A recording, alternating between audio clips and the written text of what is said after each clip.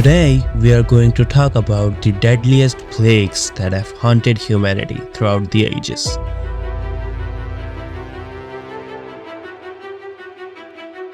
Colonies wiped, bodies burned, millions died, and dozens killed themselves from the fear of the invisible terror. How did this begin?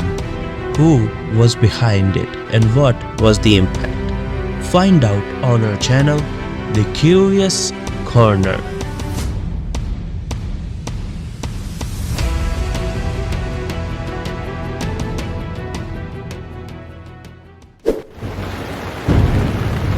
Centuries ago, in October 1347, a fleet of ships came from Asia and docked in Messina, which was a harbor city based on the island of Sicily. On those ships, most of the sailors were dead, and wild black rats were eating the flesh of their dead bodies. The people of Messina got terrified, as the black rats were most common at this time and they carried a bacteria called Yersinia pestis.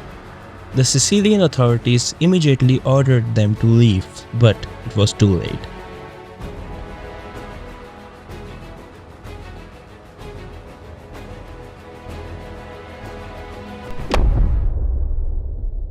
The black rats didn't infect the humans directly. Wild black rats often carried fleas with them, which was a type of an insect that lived on the body externally, like a parasite. The fleas sucked the blood of the infected rats and passed the infections to humans by biting them. As the fleas were too small in size that nobody could prevent this from happening. And then the terror begins.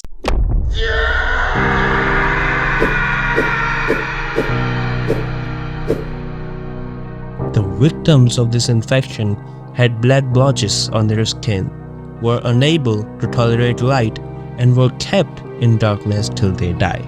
This plague was called the Black Death. Ironically, according to some sources, this plague was originated in China, but it is not confirmed due to lack of evidence. Later on, the plague spread to different countries. 200 million people died in a few years. Thousands of bodies were burned every day in different parts of the world, and people started assuming that this is the end of humanity, because 60% of Europe was already wiped out and only 10 out of every 1,000 people managed to survive. It reduced humanity to a point that it took more than 150 years in most places to recover from lack of population, and religious people started declaring it as a punishment from God, as nobody has seen this type of terrifying disease before, and this killing spree lasted for centuries. Later on in the 15th century, the practice of quarantining infected people started in Venice. Improved sanitization, hygiene, and medical practices played a huge role in slowing the plague, but it never completely disappeared. Still, a couple thousand cases are reported worldwide every year, most of which are from Africa and India. The Black Death still ranks number 1 in diseases that killed the most humans in history.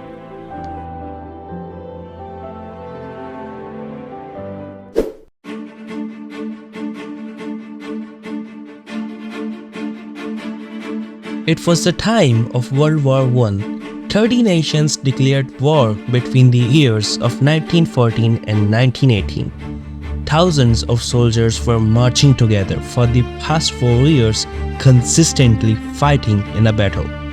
The troops were already dealing from overcrowding, unsanitary conditions, and lack of hygienic food, with air pollution and rise due to the effects of explosions. It was the 11th of March 1918 at Fort Riley in Kansas, USA. A soldier was suffering from a severe kind of flu, high fever, body pain, and dry cough with runny nose.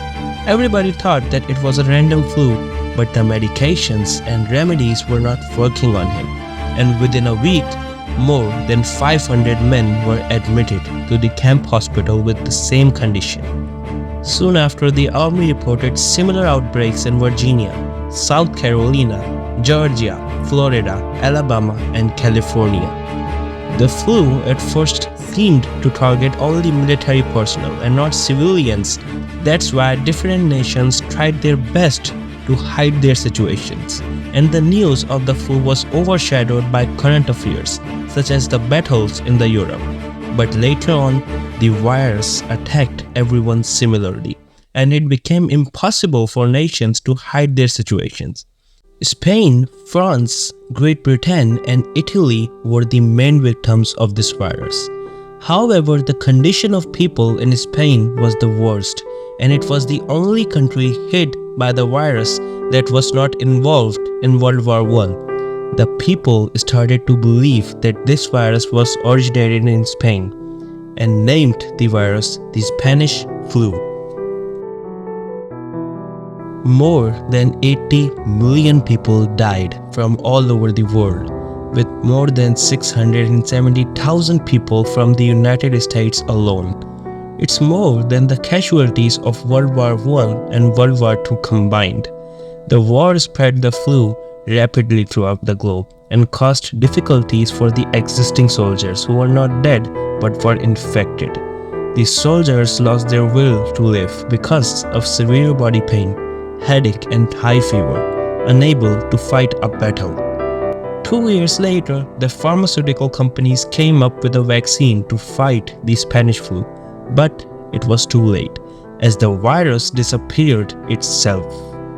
Yes, although different people have different theories, but nobody knows exactly how it ended. But still, it is remembered as one of the most deadliest disease that gave the soldiers of World War I a hard time.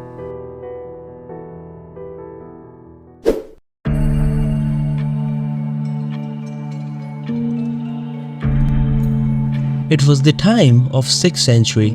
A Byzantine historian reported 2 people infected with a unique type of infection at Pelusium Harbor, Egypt.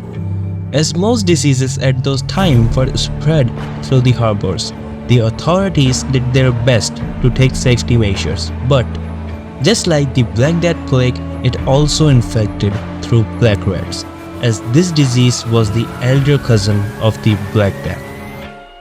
In ancient times, Egypt was a huge producer of grains and was famous for its quality of exports in different countries.